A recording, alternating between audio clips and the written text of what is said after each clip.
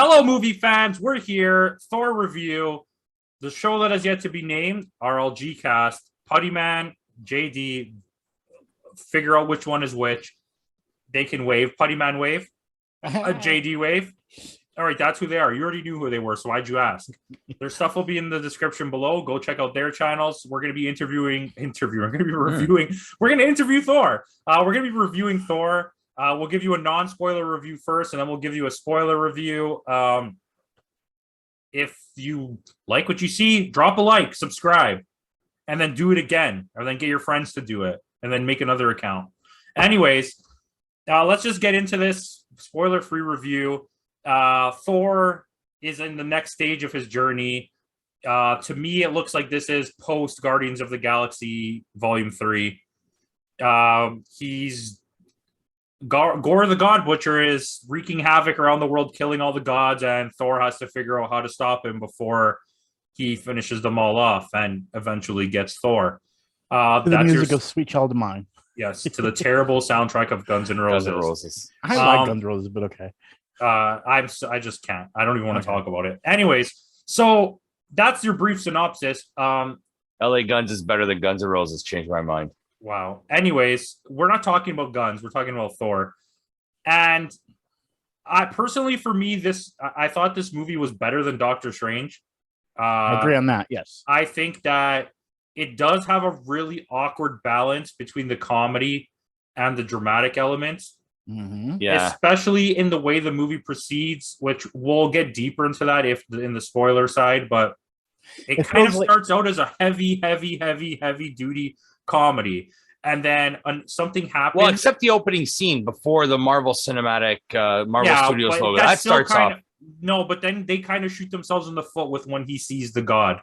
But yeah. There's something that happens towards the middle, and the tone of the movie completely changes. It still has comedy, but it becomes like a different movie, and I wish it was that movie for the whole time. I can see why a lot of people may have not liked this, because it's very, like Doctor Strange, different than the regular Marvel product. Mm-hmm. The comedy different than what we're used is to. The nonsensical wackadoo comedy is totally Marvel. Yes. But the rest of the writing for the story and the characters and their development is nothing like a typical Marvel project. I feel like the drama, I feel like any drama that we had did not have any weight for us to actually, and we'll get to that later, but I feel like the comedy overshadowed that, and they used the comedy way too much, even when it should have been more of a deep drama. The dramatic parts all worked. I think the comedy aspect ruined some of the dramatic parts. That's what I'm talking about. Yeah. I feel all of the dramatic parts worked for me. It's just that when you got that and you were like, wow, that was fantastic. And then it was like, here's a screaming goat. By the way, okay, let's talk about screaming goats. So there's some goats in this. Is that in the trailer? Because I don't care. This is not a spoiler. If you guys don't like to hear about screaming goats, I'm sorry. There's two goats and they scream a lot. And JD laughed every time. JD, I'm with even you. If there wasn't them, if there was just a sound resembling a scream, he laughed. And until a certain point in the movie, and then there was a point in the movie though where the screaming ruined a scene, and I was done with it. But there's one point that's probably the best one. I it's probably the same one that me and you like, JD, but I'm gonna wait till the spoiler part to talk about that one. Well, yeah, so I mean, there's a lot of good here. There was definitely not upper tier Marvel. It's not even at the top of the mid tier class. I would say it's lower mid tier. It's right around the Hawkeyes and the Ultrons and the. I would say out of No Way Home though, it's probably the best in my eyes as far as Phase 4, at least in my eyes. Not comparing No Way Home though. After No Way Home. After No Way Home, only the best. 2 movies. Well, No Way Home, there's Black Widow, there's Eternals. Widow and Eternals are all Phase 4. Oh, you're talking about No Way Home. No, wait.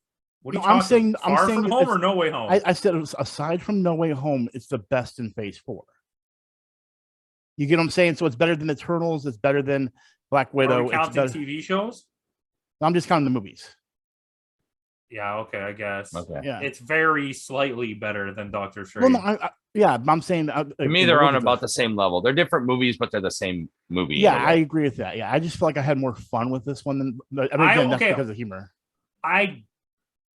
I think that. So I was talking to JD about this before, so I don't want to make sure I don't want to give spoilers. Yeah. Yeah, I feel you. If you said rate these two movies on a point scale, I would probably give them the exact same score. This and Doctor Yeah. Strange. Really? But if you ask me which one would I rather watch again, I'd rather watch Thor Yeah. because even the comedy, they're both kind of the same. I think Thor might have been a little bit funnier, but I think the character timing of the comedy was better. elements and the actual story here is so much better. Taika knew where he was going with this movie, where Doctor Strange feels like a mess all the way through, and then you get to the end and you're like, okay. But the Doctor Strange had a lot of pluses, like having America Chavez, which was like an excellent thing for that. She stole the show in that movie. Yeah. Agree, for sure. And then all the little Easter eggs, where the Easter eggs in this movie are really like irrelevant, and there are a lot, but they don't matter. Like, unless you're a hardcore Thor fan and you're desperate for Thor, none of this matters as a Marvel fan. Like, they show you. But I mean, it's like, okay, this also works as a standalone movie. You can just watch this movie and not have any knowledge of anything else. But I really because they do explain it to you. I really don't like how the movie immediately starts with him with Guardians, and this is not spoilers for everybody, but if Guardians of the Galaxy doesn't come out till after this movie, and this movie takes place after that, it kind of seems like, so now we know what's going to happen. Yeah, I feel like, and actually, I didn't know that. I had no idea that Guardians would take place before this movie. See, I'm under the impression that Guardians takes place after this. Yeah, they leave him. They meet up again.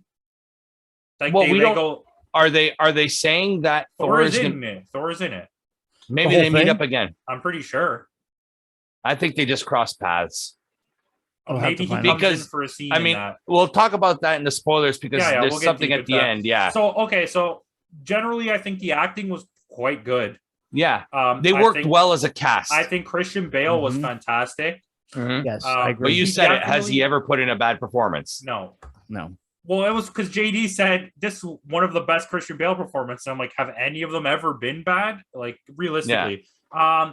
But he was really good. A lot of the actors are good. I'm not going to dive too deep into that. Korg is hilarious. Mm-hmm.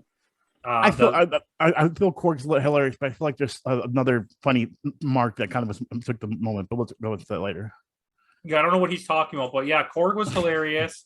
And I really think they worked. I think Christian Bale really pulled almost a Heath Ledger-esque performance here. You could see he took a lot of the ideas from Joker in that movie. Yeah. The way that he like even down to some of the laughs. Yeah, the way a lot of the way he just presented mannerisms. His mannerisms.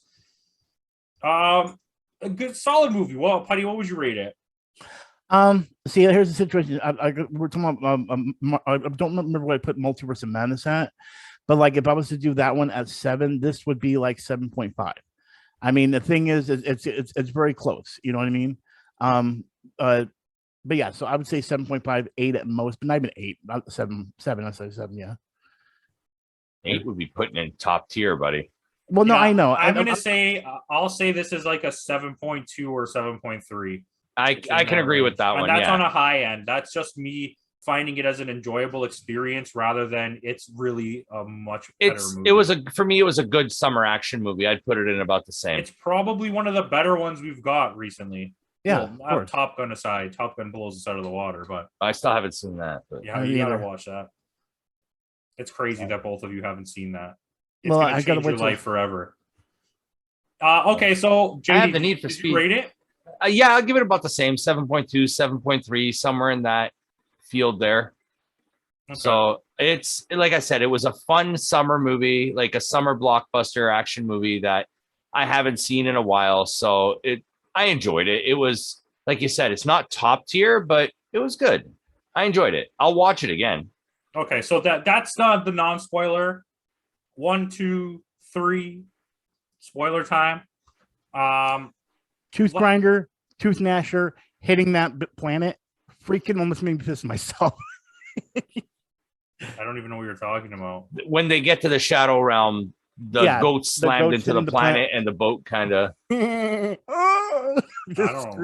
Well, it looked okay. So the way they filmed it, the perspective looked like they were far from the planet, and then all of a sudden they plow head first into the planet.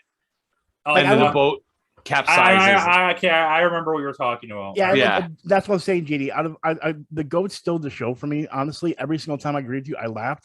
But that was my favorite one right there when they had that planet. No, but there was what killed it for me was there was a heartfelt moment between Thor and Jane, and then all of a sudden, like, you know, it's supposed to be this serious, heartwarming scene. All of a sudden, you hear, hey!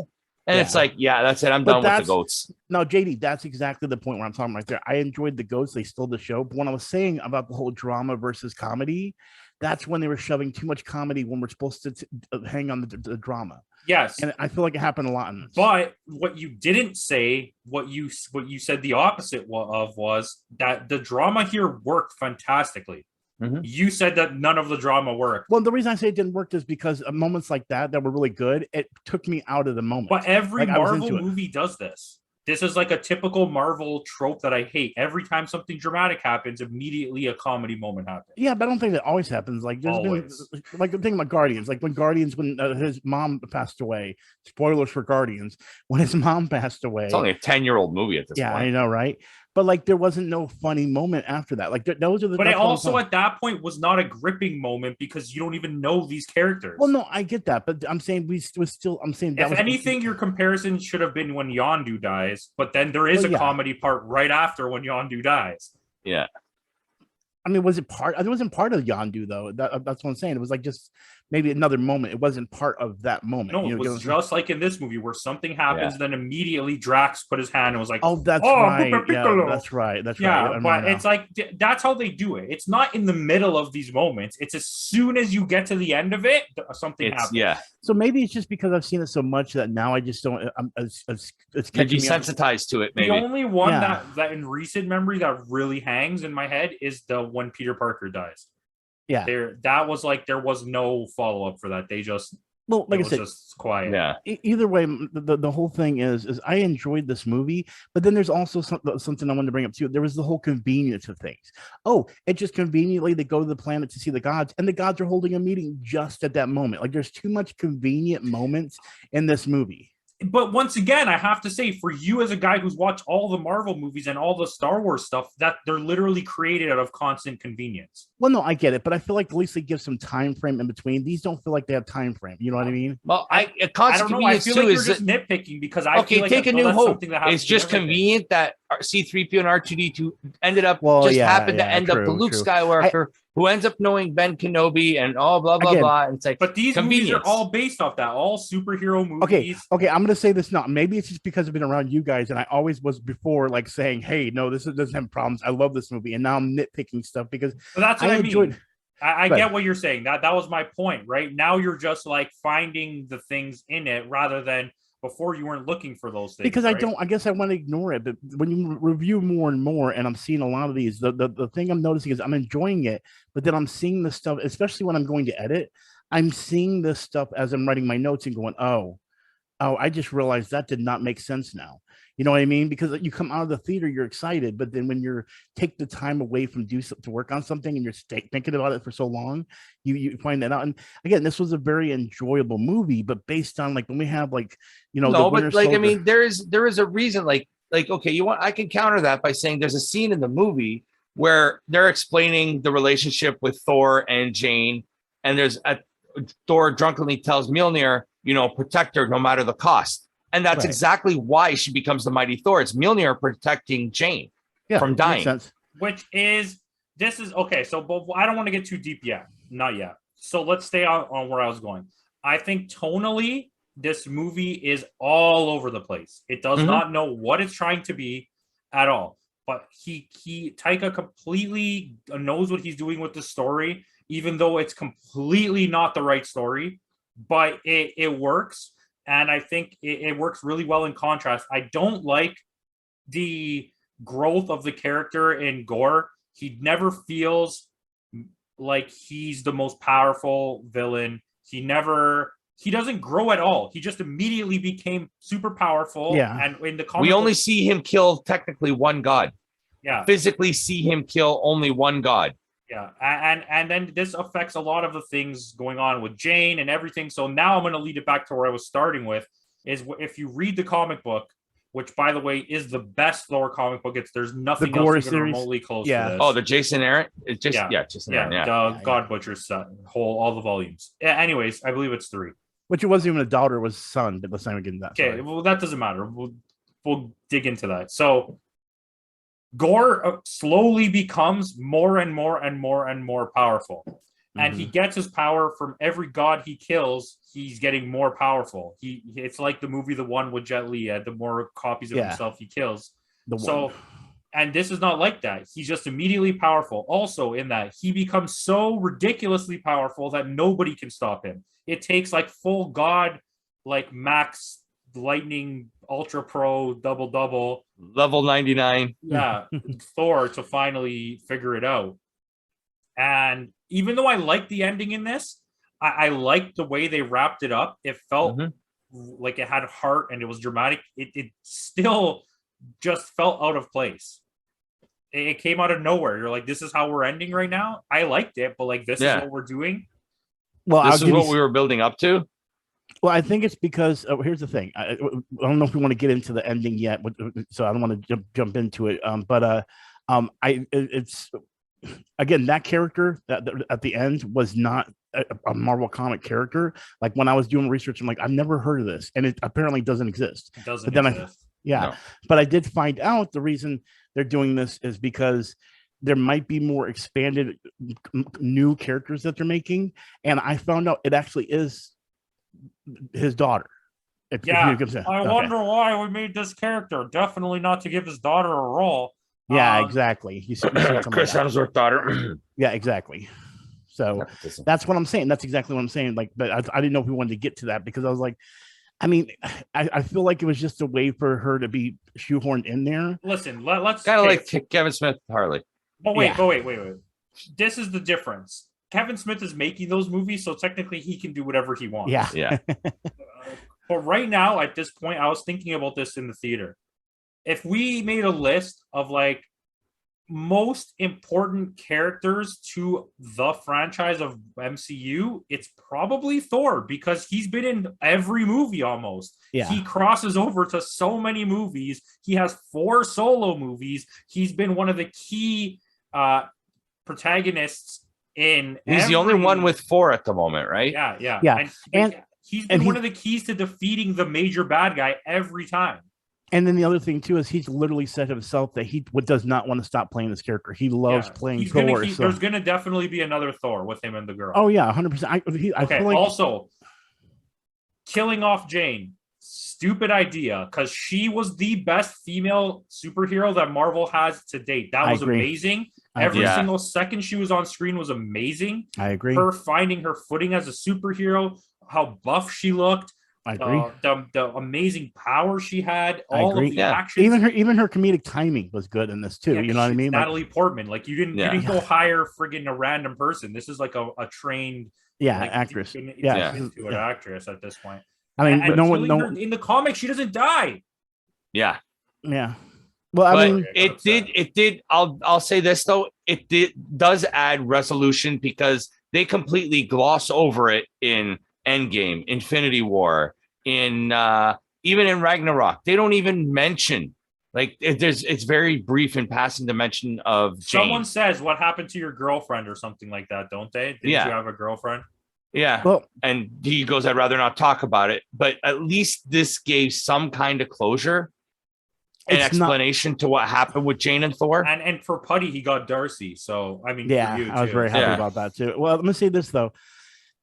You know how Marvel is. I mean, based on the ending at the the end credits, they still left it open where they could be like, oh, we can bring her back if we want to. But I think that ending was to be like a nod to, hey, these guys are there. Don't worry, everything's okay. But I didn't need that.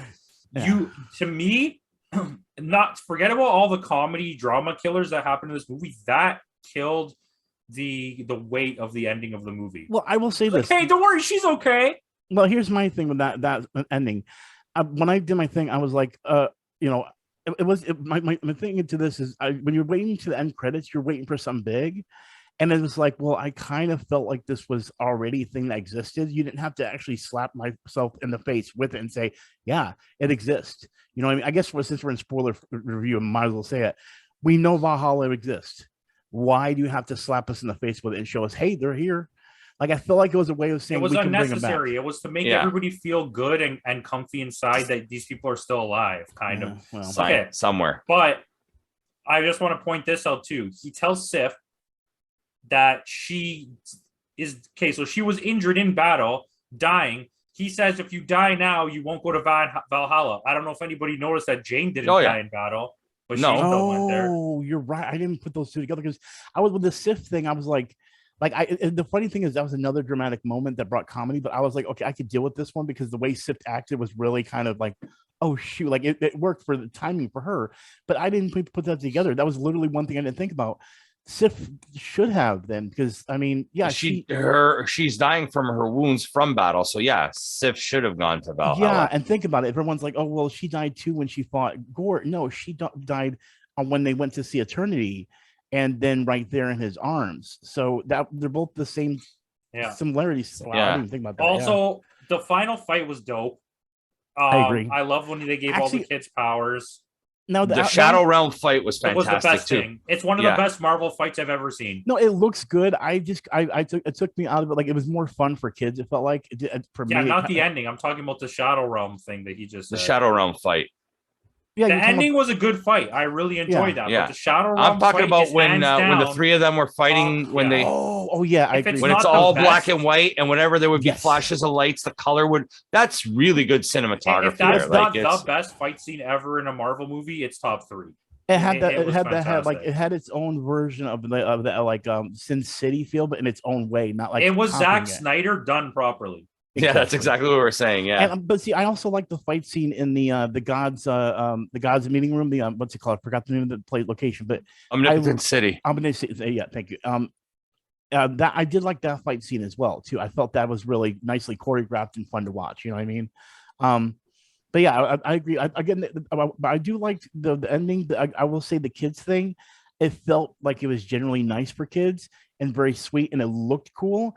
But it kind of took me a little bit out of the element until they saw them fighting. I mean, I get why they did it. It didn't for me, because to me that was like Thor being like, "There's nobody. You're the last of the Asgardians. It's time that you became warriors." Warriors, yeah. And I even mentioned the fact when he gave the kids the powers, it formed the tree of Yggdrasil. Oh my God, you're right. I didn't even think about that. Nice. He said it like 3 times to me, and I'm like, the trip of what'd you travesty? I'm like, what'd you say about Vagisil? Yeah, I couldn't hear him because it was so loud. Yeah, I never noticed that until you just said it now. Riff right there was dope as hell. The November Rain ending riff. That was perfect. That's what I was saying. I like the way they did the Guns N' Roses music. I don't like Guns N' Roses though. I do. I'm not going to dig into this. They're so overplayed. They fall into a category for me with late Green Day and late Chili Peppers, and I cannot stand it because it's so overplayed. I hate it. No, I get it's overplayed, but I was there when it first came out, and I was and I'm there now. I was there. So was I, and I still don't like it. I don't know. I still like going. I guess I don't hear as much as I used to, and I enjoyed hearing it again. You know what I mean? So it's just too much for me. Listen, you want to play me Dookie all day? I'll listen to that album all day. But you want to play me anything post Nimrod? I don't want to hear it from Green Day. Yeah. So we're talking about music that makes no sense. That makes no sense. Yeah. I think Tessa Thompson was fantastic. I think Natalie Portman was fantastic. I think Korg. What's his name? Taika Waititi. Was he the god at the beginning of the movie too? I think so. He's credited for that, and he also, I think apparently he's credited. Well, no, they don't do a voice, but like everyone started laughing about the Dwayne joke too as well, which I thought was funny. Dwayne the Rock. Dwayne joke is maybe the best joke of the whole movie. I mean, I still like the goats hitting the planet. That's still one of my favorites. I think Dwayne. I laughed more at Dwayne the Rock. No, there was a few moments. I'm not going to lie to you. Yeah, we the whole theater literally was dying laughing. The first scene with the goats, like when he first gifts the goats, the guy's like, no backsies or whatever. Yeah, the goats made me laugh every single time. Yeah. Even when did they make you laugh, or did you laugh because I was? Well, see, that's what I think might have happened. I'm laughing now about it. Well, see, the thing is, everyone was laughing about the goats, so I think I was laughing along with. But the reason the planet one hit me is because even though everyone else was laughing, it was such an unexpected moment. So when it happened, you're like, "Oh crap!" And all of a sudden, oh, that scream comes out, and that's when I like biker mice. Yeah. But anyway, my point is, yeah. So I felt like I followed along with the audience. That one with the planet was like real more myself. Yeah, and that's Yeah. like I'm saying, if everyone can hear the way we're talking about this, if you've made it this far, you can tell that like it was clearly not a bad experience. And I think like there's a lot of little issues throughout, and you can easily nitpick the crap out of this movie. But sorry, I'm tired. I had a long walk today. But it even with all of its faults, it was still enjoyable. It has a lot of good visuals. It's not as strong visually to me outside of that one scene that we talked about as like Doctor Strange, because I think Doctor Strange really did a lot of very different stuff. Yeah, there were some scenes like at the beginning of the movie where he's fighting all those owl things, the ones I said look like Putty. Yeah, I was trying to figure out what those were. I couldn't even find anything online of what they were. No, like, they're just a new creature. Okay. See, that's what's bothering me is when they bring in the new stuff. I'm like, oh my god. But this is what Taika does. Like when you let Taika and Sam Raimi do what they want to do, you're gonna get stuff like this. Well, no, that's fine with it. But then what happens for me is, because you know how I like to break down stuff. I'm sitting there online for like 30 minutes going, what are these characters? How do I not know them? Yeah, but and it freaks me out. Going back to what I was saying though about that scene was like when he's doing the flips, it took me out of the immersion because some of that CG was kind of janky. The entire scene in the Gods planet was janky to me. Yeah. I mean, I enjoyed the fight. Everything else that God scene was very George Lucas. And so I want to give you an idea of the jank of that. There's an awesome scene where Tessa Thompson kills two guys and their blood like sprays and she like basks in it. But then after, when you see her, she has no gold blood on her. Yeah. But yet when Thor is walking back on the boat, he's leaving little gold footprints. Yeah. So it's like, it's like they tried to pay attention to detail, but they also didn't. And it kind of got like, but I mean, those are like really small nitpicks. For me, the issue I have is that the movie starts out pure 100% comedy, and then they try to add dramatic elements at that point. They don't fully work yet. Then you get to the gore planet, the shadow planet, and then the movie takes a dramatic shift where all of a sudden it becomes like the movie that it should have been the whole time. This movie needed to be dark. It needed to be Christopher Nolan-esque. It needed to feel real and grounded, and gore needed to feel like Thanos level of I feel like destruction. What need to happen is the whole thing need to be dark, hinted with comedy. You don't need to force it upon people. You know what I mean? His sword, what's it called? I always the necro sword. They called it in this one. The necro sword. Oh, did they? That's what I was saying. I couldn't remember what they called it. I know the original sword's called all black. Yeah, and I was like, but the all black is what Dane, what's his name, has at the end of Eternals. That's the all black. No, I know, but that's what I was confused about. Like, why is they changed it? Because you got to remember, Noel is involved in that whole situation with Gore too, and that becomes the all black again. They I understand that, but because I don't think those franchises are crossing over, and the fact that they destroyed the necro sword at the end of the film, it's just a in place type of thing. But anyways, the necro sword, if you base it on the comic counterpart, it's like having the Infinity Gauntlet, where every time he's killing it, he's getting infinitely more powerful. He's killing gods, right? And the gods are the most powerful people. So he's taking, and if you read the comic, at the point when he gets to Thor is one of the last alive gods in the whole Marvel universe. There's like nobody left. And so Gore is like stronger than Thanos with the Infinity Gauntlet, basically, except for the fact that he can't wish people away. Yeah. But it's and this didn't feel like that as much as I did like the way that they did him in this movie. It didn't have that impact of like. It would have been a different movie if we didn't have that Christian Bale performance in it. Yeah, I think so too. And I want to add, like, I watched Jurassic Park today, and a big issue I had with it is something that happened in this movie as well. When he shoots the lightning, or when Jane used the lightning, it didn't feel like it had any weight to it. It felt completely CGI. It wasn't loud and like boom in the speakers. It didn't hit the ground and explode things. That's what I noticed too. The theater was like, in terms of the sound, the theater was very quiet tonight. Did you notice also, it happens a lot of times, but the most standout one to me was when they were in the town and Thor shoots the lightning at Gore. It moves so slowly through the air and then it hits the floor and like fizzles out. Like it's lightning. Why wasn't there like a boom? Like, yeah. You know what I mean? And that's like in Jurassic Park in this one, none of the dinosaurs like feel like boom, boom, boom. It feels like they're all like light on their feet. So they're light and airy. Haven't seen the Jurassic Park movie, but I've been hearing it's probably not worth it. I'm going to be honest with you. I'll just wait till it comes out on. Thor was definitely better. Yeah. I don't know. I haven't seen Jurassic Park yet either. I don't think there's hate towards Thor. In this, I don't think this movie got hate. I don't think Doctor Strange really got hate either. I think people are just a lot of people are either upset that they're different than the normal Marvel movies, or it's just because they're not the best. So people are getting upset that they're not the best and are just being like, you know what I think it is too. I also think it's we're now conditioned with Marvel movies. Each phase is leading to something. And right now, every movie has been a standalone movie with like little I hints. agree. Nothing has any direction. No. And it wasn't bothering me at all until we got to Doctor Strange and now Miss Marvel, or Moon Knight, Doctor Strange, Miss Marvel, and this, where now I feel like, okay, at what point are you going to give me direction? Yeah, but if Kang is supposed to be the big villain of why haven't we season got more of him? Yeah, exactly. Like, where is it? Like, this is what it like. So this phase is supposedly like I know I don't want to get into like theories, but this phase is supposed to basically end with Kang. And then the next phase, after they've established all of Fantastic Four and whatever, it's going to be Doctor Doom is going to be a carryover villain who won't die. He's going to be there like causing ruckus throughout the whole phase. And then at the end, it's going to be Galactus. Yeah. At the end, it will be Galactus of that phase 5. Well, see, that's what I'm saying. Here's the thing that I was worried about and all that kind of stuff, because I think what's happened is there's also the conformity of what we've been used to with phases. Think about it this way.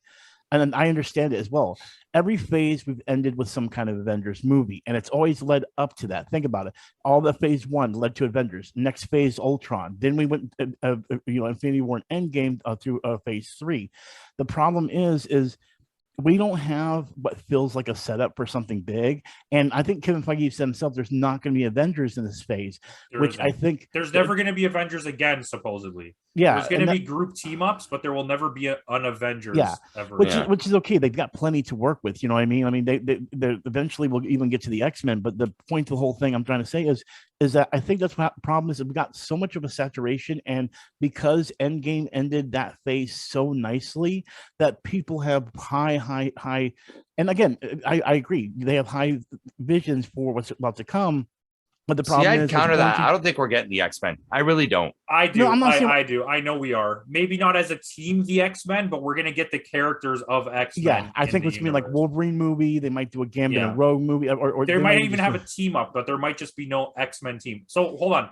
I want to counter what you're saying with not counter. I kind of want to agree with you. I want to add to it. Because I think that the issue that for me that I see is every movie up to Endgame. All right. Even the Spider-Mans kind of post that. Everything they pepper you with, the little Easter eggs, the ideas, the post-credit scenes, all led to something, to a growing storyline. Where a perfect comparison to what's happening now is look at the end of Thor. All it is a closed circle that we're getting a new Thor movie with this character. This is not going to affect the universe. This is just going to be Thor 5. Yeah. Well, see, I'm going to jump in because I feel like because you know how Galactus and the Celestials have been brought into play now. Not Galactus, but the Celestials. That's a prime thing I'm seeing. Even like when you watch Thor, I don't know if people noticed it. You should have noticed it when they fly away after fighting with Zeus, or not Zeus, but Zeus's men. You actually see two Celestials standing out the window, like they're actually watching in the place where they are at the end with Gore. And I thought the Living Tribunal would have done more. Yeah, so did I. But also when they're in the Living Tribunal thing, okay, There's a celestial. You know statue. the head that falls down? That's one of the heads from the Eternals. Those things that they fight. But that's actually just a statue. It's not actually. Like, I know, but it's like representation of that. Of a celestial, like, But that's what I think. Like, yeah. Well, I think that's how they're going to slowly bring Galactus in, and I think that's but what Galactus is planned for the end of Phase 5. So don't. No, I get that, but they I'm have just to saying establish all of Fantastic Four. I mean, that statue kind of did have the shape of Galactus's head. It did. To be fair. Yeah, but that's what I'm saying. But that's what I'm saying.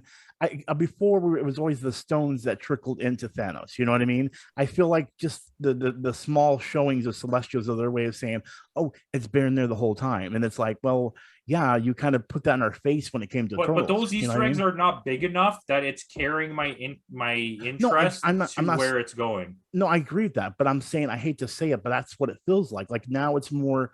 It's not as smooth as it used to be. You get what I'm saying? And that's what's bothering me is it's not organic. Thank you. It's not feeling organic. And because of that, and I think the reason is because since they've gotten Fox, they already had things planned out. But now because they have Fox, like, oh, we got to find a way to start bringing this in.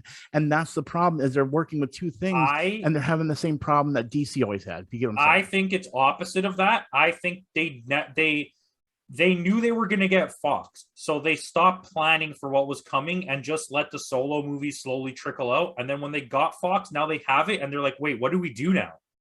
They're like, "Well, what are we going to do? We didn't plan for so long. How do we get this back on track? Because now we also, on top of getting our universe back on track, we have to introduce all these characters. But now we're stuck with this whole thing going on with the multiverse that's still not closed off. That we don't know what the hell we're going to do with this now."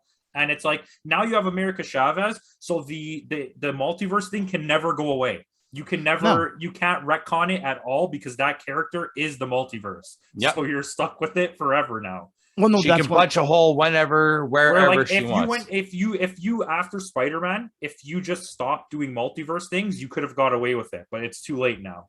Yeah, and I think that's the biggest problem. See, and then again, there's a lot of other things. Well, no, because you had Loki. Yeah, but that's what I was about to go into. Was very Doctor Who-ish and didn't give off the vibes of Doctor Strange and Spider-Man did. True. Where it's like there's this be-all, end-all. They were just like going through the multiverse, correcting time issues. You know what I mean? So it kind of didn't. So for Loki, it felt like he's just in another timeline. Kind of. It kind of felt like this. Yes, these exist, but they're not going to affect anything because that's our job is to keep correcting the issues, right? Where again. Well, no, sorry, I don't mean to interrupt. That's exactly my point. I agree totally. And I think what was supposed to happen is again, the multiverse thing was supposed to be something that was supposed to lead in a long series of phases that became a big thing.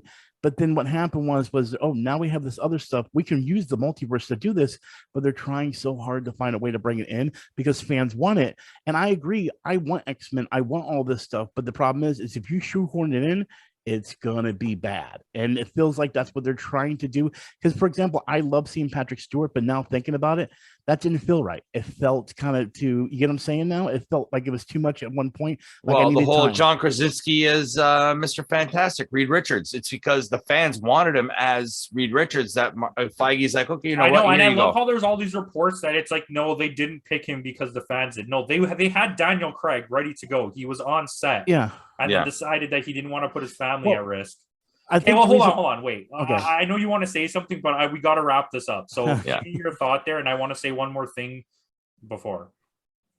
Okay, well, I was just going to say, I think the fan service thing, all I'm going to say is I think they're doing that because it was so successful with another certain character that I love. That's why they're wanting to do it, because they're like, oh, we want to make sure to make the fans happy, because if we do that, it'll turn out good. And now they're like, oh, wait a second. It didn't turn out as good as we That was the smartest thing they could have done. I really enjoyed that they did that. Okay, so last thing I want to say, they introduced Hercules. Mm-hmm. I'm excited about that. I'm happy about it, but I hated how like 1980s Hulk show he looked. Like he literally it's like putting what's his name in and like felt. It's like putting what's his name in the Power Man costume, Luke Cage with the yellow open shirt and the silver headband. I wasn't upset. I'm very happy that he's there, and I like the way the actor looked, but the costume literally looked like they made it for like a play in elementary school. It looked like it's part of that play that Matt Damon put on. Yeah, exactly. Well, I have that a was fear. All hilarious. By the way. I have a fear, and here's the thing, Matt. I don't want to say who. A YouTuber said the theory, and And then when I heard it, I was like, oh no, I hope this isn't true. The thing is they're apparently making a Hercules movie based off the old anime Disney movie, and the Russo brothers are involved with it. And now it's like, please don't tell me they're trying to merge universes with Hercules. No. And someone was saying that, and if that happens, I'll be mad. But I'm just throwing that out there. Let's just take a second and step back. Sorry, let's take a second and step back and look at it from afar. There's no way Disney would do that. I hope not. I'm saying if they do, it's going to be. Why would Disney try to like you'll get small references, like you see like little Star Wars references in Marvel or something, like you'll get that, but I don't think you'll get a full on Kingdom Hearts style. I don't think they will, but like I said, as soon as I saw that, I was like, oh, I'm seeing the hints he's talking about, but I hope to God he's wrong. Like we're not getting that full Kingdom Hearts Disney crossover. There's no way, because I'll tell you why. Why would Disney take money out of their own pockets by hurting Marvel? Because people are going to be like, I'm not going to watch this movie now. This is so stupid. And also, it affects them from making more solo Disney-style Hercules movies. No, makes sense. But again, like I said, I'm just. I get it. It's like easy to look at that and be like, yeah, this is this. If you're a YouTuber, it's like the kind of video you want to be able to. No. I'm just throwing it out there. The reason I'm throwing it out there is because when I saw that, he was also leading into the whole thing with Love as well. Like Love being a character that's going to open up doors for brand new characters. They're literally just going to make for the MCU. And I was like, okay, I'm fine with that. Because again, people think that I'm mad, whatever, changes the comics. I don't mind as long as it works with the story. For this situation specifically, and I'm wrapping up after I say this. Okay. So neither of you are talking. In this specific situation, with my attachment to the comic and how good this comic is, especially for someone who's not that big of a Marvel lover and when it comes to comic books, I was very upset about a lot of the changes they made. Mind you, like I said, I still enjoyed the new way they went with this movie, but I would have much preferred it if it was a dark and gritty story where gore is absolutely dominant and it's 3 hours long. Because when it got to the conclusion, I literally looked at him and I looked at my phone and I'm like, it's over already. But when the last fight was starting, under 2 hours, not including credits. And it's not because I need long movies or I want short movies. But this is a movie that could have benefited from a longer runtime. Needed to stretch this. The story goes so compact and like, okay, it's over. I was like, okay. Even if it's just half an hour of gore, literally butchering gods. And you could have thrown in so many gods that were just throwing away gods from the Marvel universe. Yes, you could have had him slowly be building up to where he got. And even the death of Falmir, like, we could have seen Gore kill him and that fight with Sif. Just even if we got that alone would have made a difference in the movie, I think. Anyways, that's it. Guys, let us know what you thought of Thor in the comments. Check out Putty's video for Thor on his channel. Check out JD's videos for wrestling. Scissor me, daddy ass. Yeah, thanks for watching, guys.